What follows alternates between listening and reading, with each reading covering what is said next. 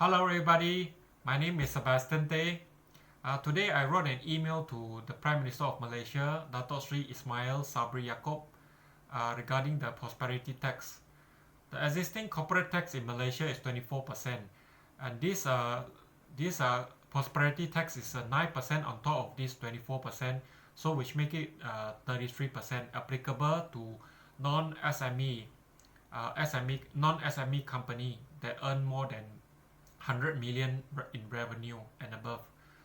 Now, I personally do not favor this prosperity tax because, as you will see later, my email to the Prime Minister, I am not in favor of increasing the tax, especially now where there is a COVID, where I think all the businesses are coping with the effect of the pandemic, the COVID pandemic. Of course, there are some company like Top Growth, all this that they actually earn.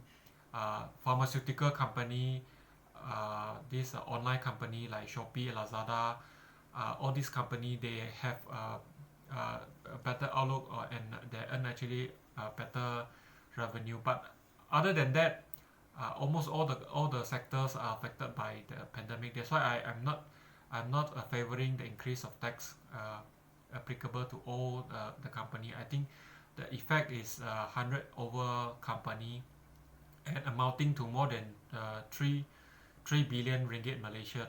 More than 3 means 345 billion ringgit Malaysia, which is quite substantial. And I do not think this prosperity tax is legal.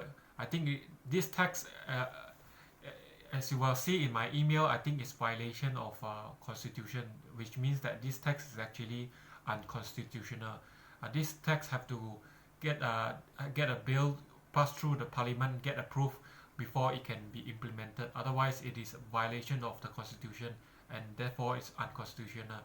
Whether he's a royalty from a royalty member or not, even the Malaysian monarchy are bound by the constitution. So this is I would like the Prime Minister Datuk Sri Sabri Yaakob to have a look at it from the economy perspective and from the legal point of view. My email is as below.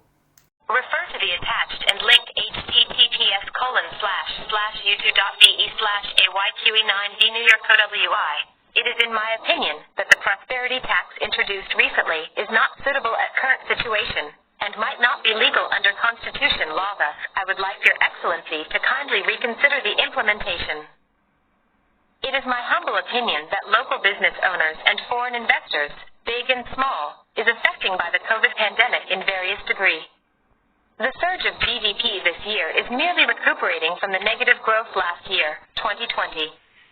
It is universally understood that tax should be formulated in such a way to harvest from private business in order to provide what public needed and thrive, but in downtime, such as now, tax is normally reduced to stimulate economy growth, which in this case, government should either maintain tax rate or reduce, but contrarily, additional tax was introduced on company with revenue room 100 million and above. I have no doubt about your team effort in making Malaysia progressive. The Finance Minister Tengku Zafrul and his team would have enough resources and legal advice to pull it through. However, I still wonder what is the reason, and how does it not violate constitutional law Article 67 and 96, which require a bill to be approved by Parliament before legal implementation. Although it is a one-off tax which unprecedented and might not be classified as incidental, expected amount collected is from the 3 billion and above, which is substantial. Judging from it is not case-to-case basis, and no apparent incident to trigger such prosperity tax, that would ultimately consolidated with others' tax, then may I know what is the rationale for such tax to be introduced?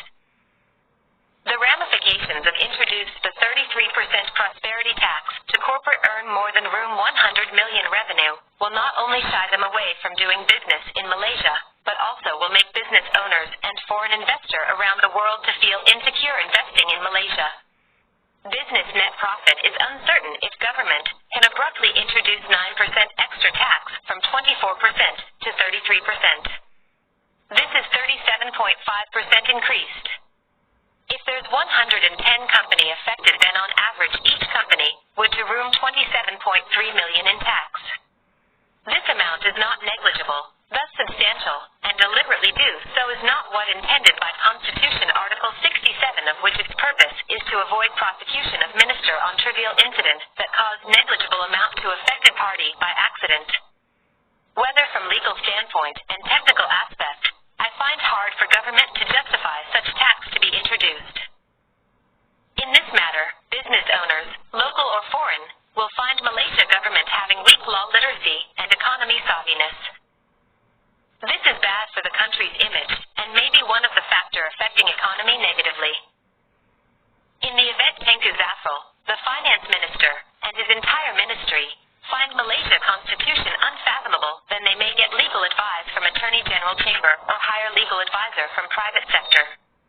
Tengku Zafrul is not constituency representative mandated by the people, thus his existence in the ministry must strictly because of his competency, by merit, that he should demonstrate excellent skills in economy and finance matters in order to justify perks his having and the responsibility that come with it.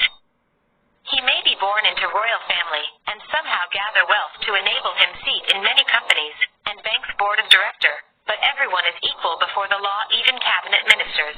What more the matter involve constitution of which even the monarchy is with